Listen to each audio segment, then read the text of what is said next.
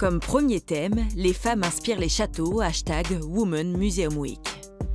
Versailles met Jeanne d'Arc en lumière. Le château d'Amboise arbore Anne de Bretagne. Celles-sur-Cher, elle. J'ai pensé plutôt à Moïsette, Brenda, Catherine, Annie et toutes les autres.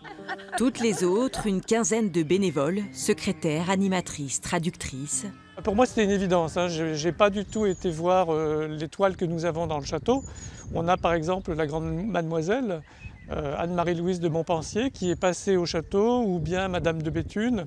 Figure emblématique des lieux, ces anciennes pensionnaires font l'histoire du château et pourtant, ce sont ces passionnés qui le font vivre aujourd'hui sans vraiment comprendre les à côté. On a tout trouvé.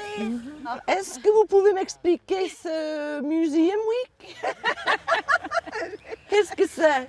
Chacun son rôle. La technologie ramène des visiteurs. Elles se chargent de raconter 1000 ans d'histoire, du médiéval à la Renaissance. Elles le font sur leur temps libre, toute l'année.